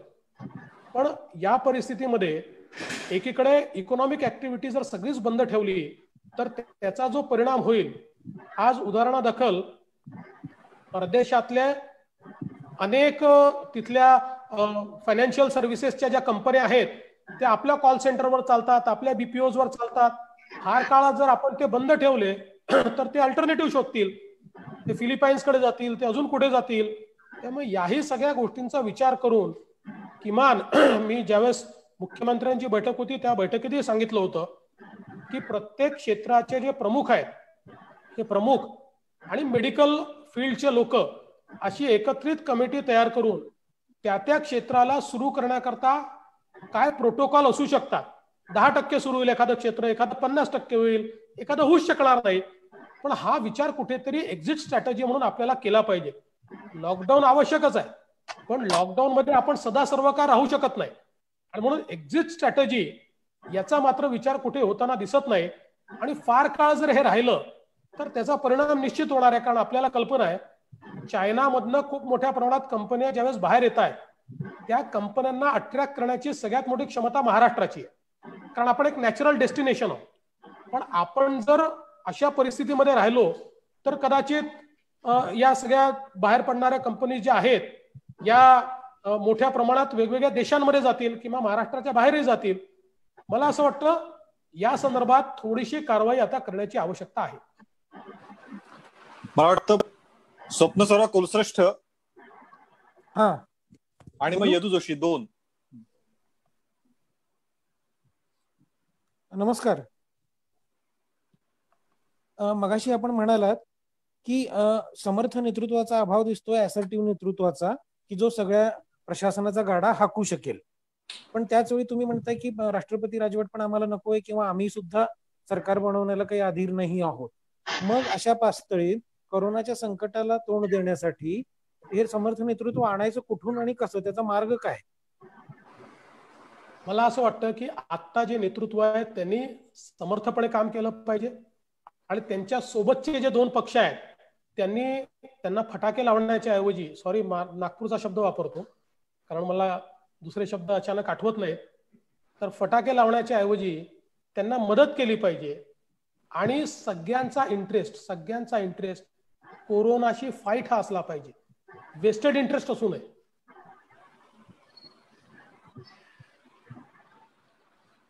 यदू जोशी. नमस्कार फडणवीसजी, माझा प्रश्न असा होता की राज्यपाल आणि राजभवन हे सत्तेचं एक नवीनच केंद्र महाराष्ट्रामध्ये गेल्या काही महिन्यांमध्ये तयार झालेलं आहे. असा एक मोठ्या प्रमाणामध्ये काँग्रेस, राष्ट्रवादी आणि शिवसेनेकडून आरोप होतो आहे. तर आपलं याबाबत काय मत आहे? आणि दुसरं म्हणजे राजभवनाच्या पदरा आडून आपण सरकारवर दबाव आणण्याचा प्रयत्न करता असाही आपल्यावर आरोप होतो आणि आपलं सातत्यानं राजभवनवर जाणं अंतरी कमी आहे आपल्या बंगल्यापासून. तर याचा मागचं इंगित काय आहे? असं आहे की ज्यांनी संविधानाचा अभ्यास केला असेल यदुजी, त्याला राज्यपालांचं महत्व माहिती आहे. आपण जे सरकार चालवतो ते राज्यपालांच्या नावाने चालवतो. राज्यपालांचं सरकार असतं आणि मुख्यमंत्री आणि मंत्रिमंडळ त्यांना सल्ला देण्याकरता असतं. त्यांच्या सल्ल्यानुसार राज्यपालांनी सरकार चालवायचं, अशा प्रकारची संविधानाची रचना आहे. त्यामुळे राज्यपाल कठपुतली नाही आहेत. राज्यपाल केवळ शोभेची वस्तू नाही आहेत. राज्यपाल हे राज्याचे प्रमुख आहेत. आणि यापूर्वी देखील मागच्या वेळी जेव्हा आम्ही सरकारमध्ये होतो आणि काँग्रेस एनसीपी अपोजिशन मध्ये होती, त्यावेळी तेव्हाचं अपोजिशन राज्यपालांकडेच जायचं. कशाला? अगदी शिवसेना आमच्यासोबत सत्तेमध्ये होती, पण त्यांनी कर्जमाफीचं डेप्युटेशन आम्हाला नाही येऊन दिलं. कर्जमाफीचं डेप्युटेशन आमच्या मंत्रिमंडळातले मंत्री घेऊन ते राज्यपालांकडे गेले आणि त्या ठिकाणी त्यांनी ते डेप्युटेशन दिलं. त्यामुळे ते जर राज्यपालांकडे गेले तर अतिशय उत्तम. आणि आम्ही जर राज्यपालांकडे गेलो, आज आम्हाला ऍक्सेसच नाही ना. तुम्ही सांगा ना, समजा जर मुख्यमंत्र्यांकडे ऍक्सेस नाही आणि समजा मुख्यमंत्र्यांना 4 गोष्टी सांगितल्यानंतर होत नसतील, राज्यपालांकडे तर जावंच लागेल. बरं, आम्ही आता गेलो तर वाईट होतं. इतर तर जातातच आहेत ना राज्यपालांकडे, सगळ्यात जातात राज्यपालांकडे. आणि काल तर राज्यपाल असं म्हणाले, मला एका पत्रकाराने सांगितलं, तुम्ही देखील बोलून बघा, त्या पत्रकाराला असं म्हणाले की माझ्याकडे येणाऱ्यांचं रजिस्टर तपासून पहा, 10% लोक भाजपचे आले असतील, 90% बाहेरचे लोक माझ्याकडे येतात, असं राज्यपालही म्हणाले. विरोधी पक्ष नेता म्हणून राज्यपालांकडे वेदना मांडणं हा माझा अधिकार आहे आणि ते माझं कर्तव्य देखील आहे. आणि एकूण मी किती वेळा गेलो असेल? आतापर्यंत मी 4 वेळा राज्यपालांकडे गेलो. आता त्याच्यामध्ये काय चूक आहे? गेलंच पाहिजे राज्यपालांकडे. पण इथल्या काही लोकांना असं वाटतं की राज्यपालांना अधिकारच नाही आहे, ते कठपुतली आहे. दुसरं असं आहे की मला मुख्यमंत्र्यांकडे जायला काही अडचण नाही. मुख्यमंत्र्यांनी ज्या दिवशी बैठक बोलवली, मी स्वतः गेलो त्या बैठकीला आणि मंत्रालयात गेलो. मी नवीन सरकार आल्यानंतर कधीही मंत्रालयात गेलो नाही. पहिल्यांदा मंत्रालयात गेलो, मुख्यमंत्र्यांनी बैठक बोलवली म्हणून. मुख्यमंत्री याच्यावर होते, म्हणजे ते त्यांच्या घरी होते, पण ते काही महत्वाचा विषय नाहीये. पण मी त्यांनी बोलवलेल्या बैठकीला गेलो. त्याच्यामुळे मला असं वाटतं की अशा प्रकारचा प्रश्न जे विचारतायत त्या लोकांना देशाच्या संविधानाचीच माहिती नाही आहे, असं माझं मत आहे. कमलेश सुतार आणि मग शुभांगी खापरे. सर नमस्ते. एक प्रवासी मजदूरों को लेकर एक नई सिरे से राजनीति देखने को मिल रही है. पिछले कुछ दिनों में उत्तर प्रदेश के मुख्यमंत्री योगी आदित्यनाथ ने यह कहा कि आइंदा महाराष्ट्र में जो भी उत्तर प्रदेश से मजदूर जाएंगे तो उन्हें उत्तर प्रदेश सरकार की परमिशन लेनी पड़ेगी, जिसके बाद महाराष्ट्र से भी प्रतिक्रिया आई.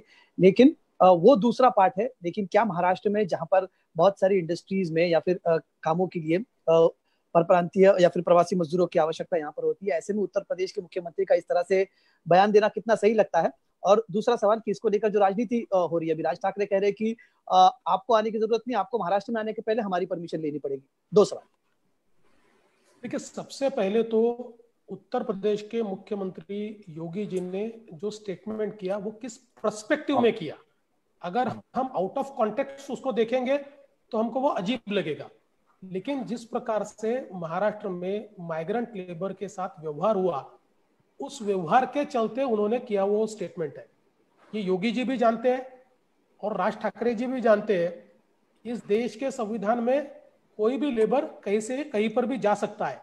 लेकिन योगी जी ने ये दुख प्रकट किया कि किस प्रकार का व्यवहार, आज जो माइग्रेंट लेबर महाराष्ट्र की अर्थव्यवस्था में कुछ ना कुछ तो योगदान दे ही रहे थे, ऐसा योगदान देने वालों के साथ जो व्यवहार हुआ उसके ऊपर उन्होंने दुख प्रकट किया। और राज ठाकरे जी तो बिल्कुल ऐसे मामलों में पॉलिटिकली अलर्ट है, होशियार है, उन्होंने लपक कर उसके ऊपर अपनी राजनीति खेल दी। मुझे लगता है इसमें से हमने इतना ही समझना चाहिए कि जो माइग्रेंट लेबर है, ये माइग्रेंट लेबर महाराष्ट्र की अर्थव्यवस्था का एक हिस्सा रहा है और इसके जाने से निश्चित रूप से अर्थव्यवस्था को स्टार्ट करने में, शुरू करने में तकलीफ जाएगी। और हमारी सरकार जो कह रही है कि अब इसकी जगह हम सन ऑफ द सॉइल को, हमारे यहाँ के लोगों को रोजगार देंगे, उसका भी मैं स्वागत करता हूँ। लेकिन यथार्थ यह है और वास्तविकता यह है, लेबर रिप्लेसमेंट ऐसा कागज पर नहीं होता, ऐसा अचानक ये चला गया है इसलिए इसकी जगह इसको नौकरी मिलती है, ऐसा नहीं होता। क्योंकि over a period of time उनके सबके स्किल्स तैयार हुए हैं, उन स्किल्स के आधार पर वो यहाँ पर थे और वो स्किल्स कोई महीने 2 महीने में कोई son of the soils acquire कर पाएंगे ऐसा नहीं है। सन ऑफ द सॉइल्स को मिलता तो हमको खुशी होगी, लेकिन मुझे लगता है कि ये बहुत पॉसिबल नहीं है और इसलिए माइग्रेंट लेबर्स के साथ अच्छा व्यवहार होना चाहिए था, ये बात मैं मान्य करता हूँ।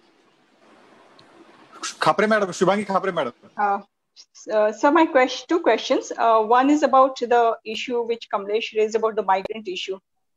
In this entire COVID factor, the unfortunate fact we saw from both the ruling party as well as the opposition, not necessarily Maharashtra, but also at the center, was the inhuman phase when it came to tackling the migrant issue. So whatever has happened and whatever hardships have been caused to it, insensitivity from the center also to such large extent, because of the decision making, do you think now we have to come out, formulate a policy for the migrants? There has to be a policy for migrants because there is a report of 2017 which has been pending, submitted to the center, which has not been looked after by the Niti Aayog also. So what would you advocate? And second issue is you have just stated how much help the center has given to the state and lack of coordination and everything.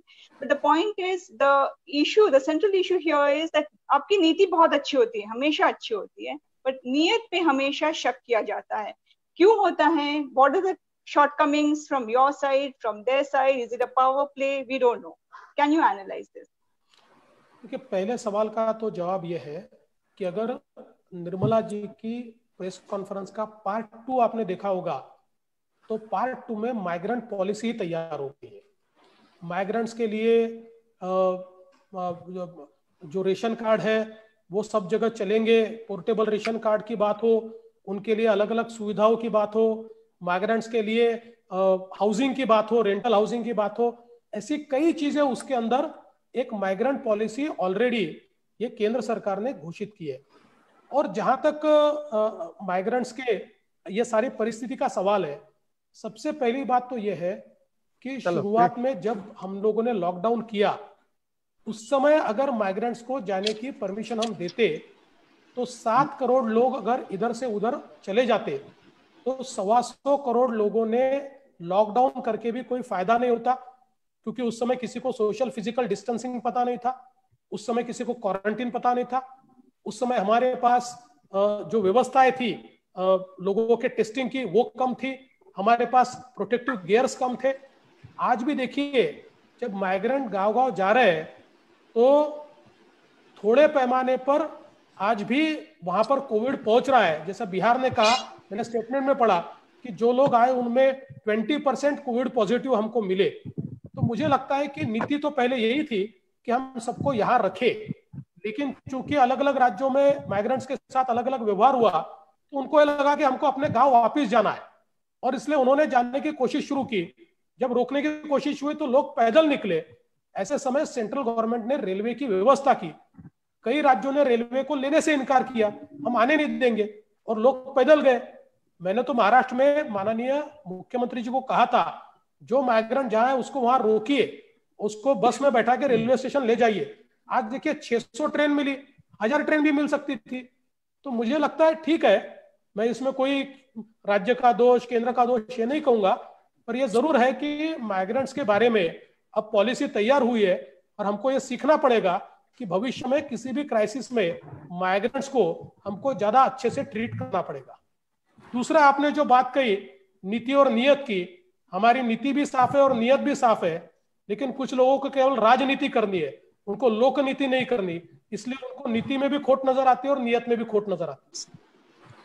भरपूर प्रश्न आहेत खरं तर, पण 2-3 आणखीन फक्त मी जरा हे करतो. क्लारा लुईस, समीर भिसे आणि प्रीती सोमपुरा. अभिषेक पांडे, 4. एक मेरा सवाल है देवेंद्र जी.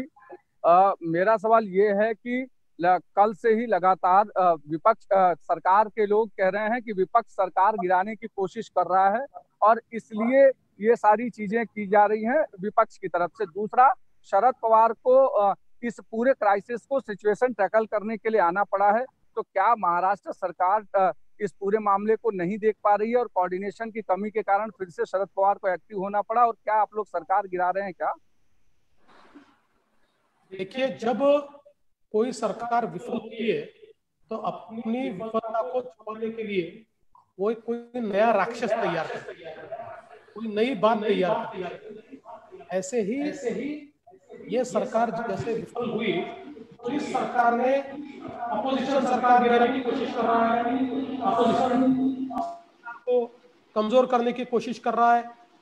इस प्रकार की बातें लोगों में छोड़ने की कोशिश शुरू की है. ये भटकाने वाली बातें, ये बरगलाने वाली बातें. मैंने हमेशा ये कहा और आज भी कहता हूँ, ये सरकार अपने बोझ से गिरेगी, हम इसको गिराने का कोई प्रयास नहीं करेंगे. हमारा फोकस ये अभी केवल मात्र यहाँ पर कोरोना से फाइट का है और हम उसी के पीछे लगे. Mr. Fadnavis, good afternoon, sir. Hello, can you hear me? Sir, can you hear me? Hello? I can hear you. Okay. So my question to you is, till recently you've been the chief minister of the state. You are talking about situation getting out of hand in Maharashtra. If you were the chief minister today, what measures would you take to bring the situation under control, especially in Mumbai? देखिए, पहली बात तो यह है कि चूंकि मैं chief minister नहीं हूँ, तो मैं होता तो क्या करता. जैसे हम स्कूल में ऐसे लिखते थे, मैं मुख्यमंत्री बनूंगा तो क्या करूंगा, उस प्रकार से मैं बोलने वाला नहीं हूँ. लेकिन मुझे लगता है कि अभी जिस प्रकार से चीज़ें हैंडल की जा रही है उससे अलग चीज़ें हैंडल की जा सकती है. और जिसका एक ही उदाहरण मैंने दिया है, असर्टिव पॉलिटिकल लीडरशिप की, जो लीडरशिप समन्वय कर पाए, जो लीडरशिप फुट डाउन कर पाए, जो लीडरशिप एक प्रकार से सबको साथ में लेकर काम कर पाए, जो लीडरशिप ब्यूरोक्रेसी को हैंडल कर पाए, ऐसी लीडरशिप की आवश्यकता है. और मैं तो ये कहता हूँ कि अभी की लीडरशिप ने भी वैसी लीडरशिप दिखाई तो भी हम कोरोना के क्राइसिस को बड़े पैमाने पर रोक पाएंगे. मेघा प्रसाद आणि Preeti Sompura. Hi, Mr. Fadnavis. I wanted to ask you a question on Rahul Gandhi, but I see you've already taken those questions. Just in your assessment, sir, because you've also handled Maharashtra for 5 years as the chief minister, in your assessment, how would you say, how well or badly has the MPA government managed the corona crisis there, especially in Mumbai, given the fact that Bombay in itself is a very, very challenging city? So keeping that in mind, you think they could have done any better? देखिए, मैं इसके ऊपर एक ही जवाब देना चाहता हूँ.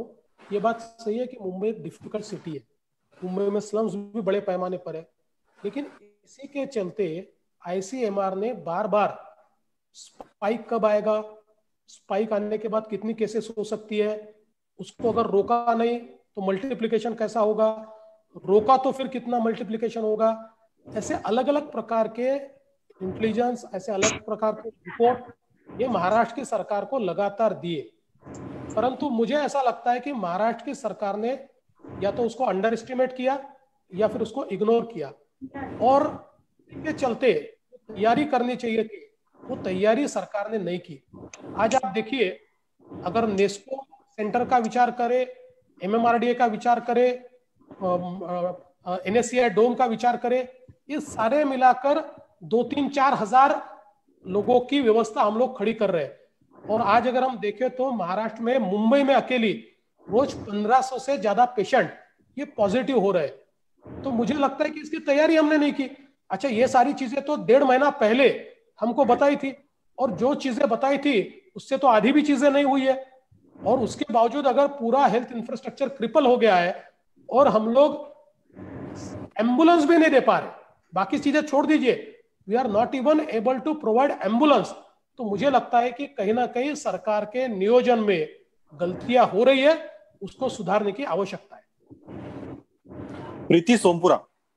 मेरा सवाल समीर भिसे।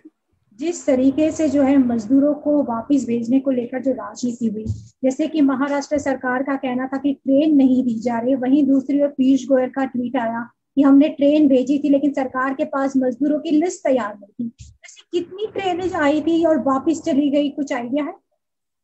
देखिए, कुल मिलाकर आज का अगर हिसाब लगाए हम तो कल तक 560 ट्रेनें हुई थी, आज 40 और जाने वाली थी, यानी 600 ट्रेनें मिली है। और करीब करीब जब 525 ट्रेनें मिली थी तब 7.5 लाख माइग्रेंट्स ट्रेन से गए थे। अभी बची हुई 75 ट्रेनों में और भी 1.5-2 लाख माइग्रेंट्स कम से कम गए होंगे। 65 ट्रेनें ऐसी थी कि जो ट्रेनें देने के बाद उन ट्रेनों पर लोग पहुंच नहीं पाए, क्योंकि जब वो ट्रेनों का जो नियोजन हुआ उस नियोजन के अनुसार जिनको जाना था उनको सही सूचनाएं और उसकी लिस्ट ये राज्य सरकार तैयार नहीं कर पाई, इसलिए 65 ट्रेनों को कैंसिल करना पड़ा। तो मुझे लगता है कि केंद्र सरकार ने, और विशेष रूप से मैं पीयूष गोयल जी का उल्लेख करना चाहूंगा, उन्होंने, उनकी जिम्मेदारी है ऐसा समझकर रात को 1-1 बजे 2-2 बजे कोऑर्डिनेशन किया है। जब अलग अलग स्टेट्स ट्रेन आने की परमिशन नहीं दे रहे थे तो महाराष्ट्र की ओर से हम उनको रिक्वेस्ट करते थे और वे स्वयं उन राज्यों के साथ बात करते थे। केवल हम ही नहीं, सरकार की ओर से उनसे बात होती थी, पवार साहब उनसे बात करते थे, अलग अलग लोग उनसे बात करते थे और तुरंत वो उन स्टेट में बात करके उसमें से मार्ग निकालते थे। तो मुझे लगता है कि ये बिल्कुल कोरी राजनीति थी ये कहना कि हमको ट्रेन नहीं मिल रही है। समीर सर, माझा प्रश्न असा आहे की सध्या राज्याच्या सत्तेवर काँग्रेस, राष्ट्रवादी काँग्रेस आणि शिवसेना, काँग्रेस राष्ट्रवादीला 15 वर्ष कामकाजाचा अनुभव आणि त्यानंतर शिवसेनेला कॉन्झिक्युटिव्ह 2 वर्ष 2 टर्म, तर जे काही सध्या उणीवा तुम्हाला दिसत आहेत त्या फक्त ऍडमिनिस्ट्रेटिव्ह आहेत की राजकीय सुद्धा आहे? कारण का शरद पवार सारखे मातब्बर नेते त्या पूर्ण सरकारवर नजर ठेवून आहेत, तर नेमकं ऍडमिनिस्ट्रेटिव्ह लॅप्स आहे, सरकारी लॅप्स आहेत की राज्यकर्त्यांचा सुद्धा लॅप्स आहे? आणि दुसरा प्रश्न असा की सर्वसामान्य व्यक्तीला आता असं वाटतं की कामधंदा सुरू व्हायला पाहिजे, तर लॉकडाऊनच्या संदर्भात नेमकं आता काय करण्याची गरज आहे, कारण का 4था टप्पा संपत येतोय? असं आहे बघा, मुंबई महानगरपालिका तर शिवसेनेकडे 20 वर्षापासून आहे, ठीक आहे, काल परवा आलेली नाही, आणि पहिल्यांदा महापालिकेत जो पक्ष आहे त्याच पक्षाचा मुख्यमंत्री देखील राज्यामध्ये आहे, त्यामुळे समन्वयाचा अभाव असण्याचं कुठली कारण नाहीये। पण अशा परिस्थितीमध्ये आता आपल्याला समन्वय दिसत नाहीये, मुंबईची अवस्था काय आपण बघतोय। आणि एक गोष्ट लक्षात घेतली पाहिजे की मुंबईची महानगरपालिका सर्वात श्रीमंत महानगरपालिका आहे, 70,000 कोटी रुपयाचे फिक्स डिपॉझिट या महानगरपालिकेकडे आहेत, त्यामुळे पैशाची कमतरता आहे का? तर ती देखील नाहीये। तरी देखील ज्या प्रकारे झाल्या पाहिजेत त्या होत नाहीये।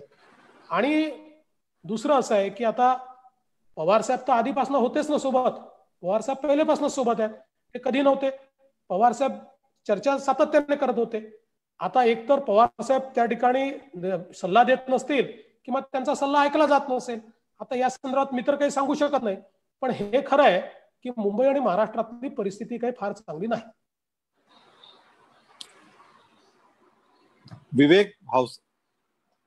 विवेक भावसार, खूप जणांचे प्रश्न विचारण्याची इच्छा आहे, पण तरी शेवटी काही मर्यादा वेळेची आपल्याला आहे, त्यामुळे शेवटचे 1-2 प्रश्न घ्यावे लागतील आपल्याला। मी विवेक भावसारला विनंती करतो, प्रश्न विचार। सर, माझा महाराष्ट्रावर प्रश्न आहे। तुम्ही वारंवार सांगतात की महाराष्ट्राने बोल्ड निर्णय घ्यायची गरज आहे। जीएसटी कलेक्शन आपलं 400 कोटीवरती आलं आहे।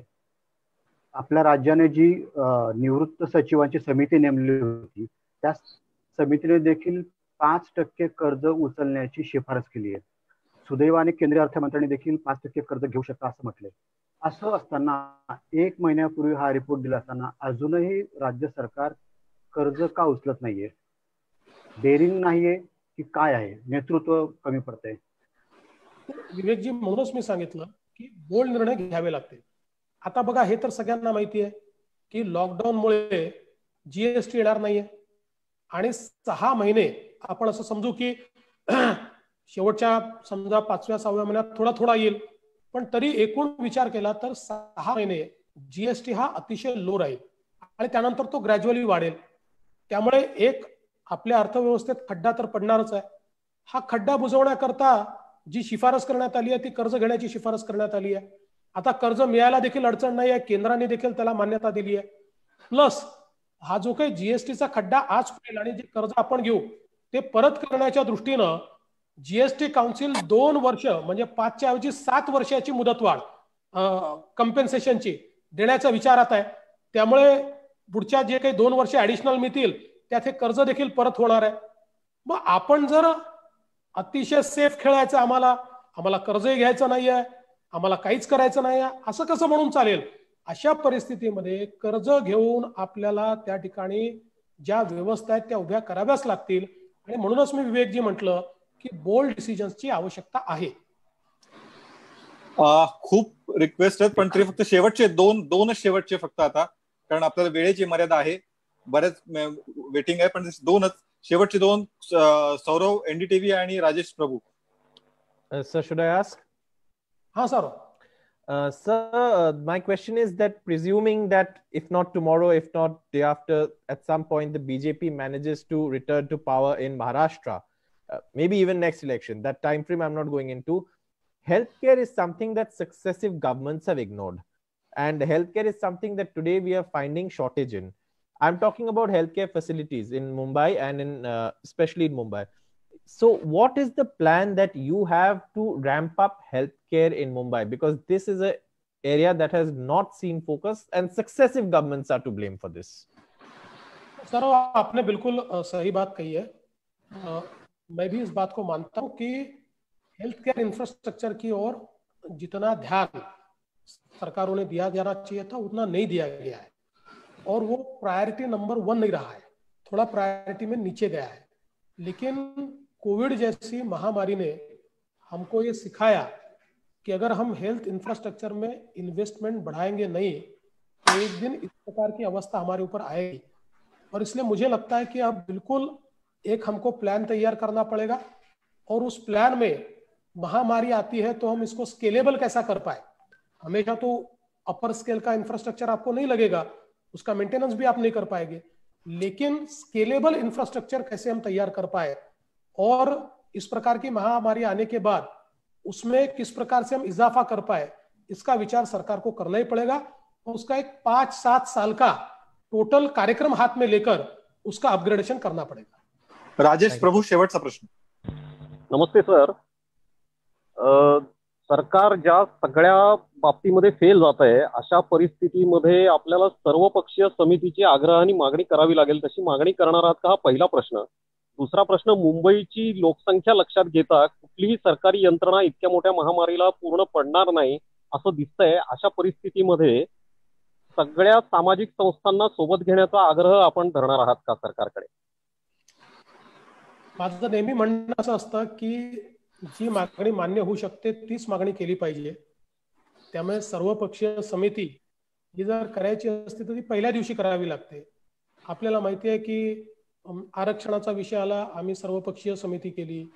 शेतकऱ्यांचा विषय आला, सर्व पक्षांची चर्चा करून त्यामध्ये आम्ही मार्ग काढला. त्यामुळे सरकारला सर्वपक्षीय समिती करायची असते तर त्यांनी ती आधीच केली असती. पण ठीक आहे, तो सरकारचा लुकआउट आहे, सरकारला आमची मदत लागेल तेव्हा आम्ही ती करू.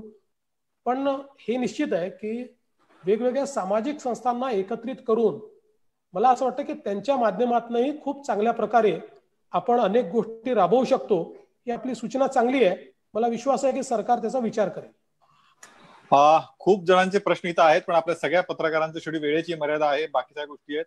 आपल्या सगळ्या पत्रकार आज या व्हर्च्युअली प्रेस कॉन्फरन्सला आपण सगळे आलात, त्यामुळे आपापल्या घरात बसून चहा पित आपण ही प्रेस करत आहात. त्याबद्दल आपल्या सगळ्यांचे मी मनापासून आभार मानतो. लवकरच आपण चहाला पुन्हा एकत्रित भेटूया अशी आशा आपण सगळे करूया. त्यामुळे त्यानुसार आपल्या सगळ्यांचे मनापासून आभार आणि खूप खूप धन्यवाद. मी पण आपल्या सगळ्यांचे मनापासून आभार मानतो आणि ज्यांना प्रश्न विचारता आले नाहीत त्यांना पुन्हा कधीतरी आपण निश्चित संधी देऊ. आणि आपल्यापैकी अनेक लोक मला SMS पाठवतात तर त्याच्यावर मी उत्तर देतो. त्याच्यामुळे अर्थात उत्तर देण्यासारखे प्रश्न असले तर मी नक्कीच देतो. त्यामुळे कोणाचे राहिले असतील तर तेही उत्तर देण्याचा मी प्रयत्न करीन. पण आपल्या सगळ्यांचे अतिशय मनपूर्वक आभार.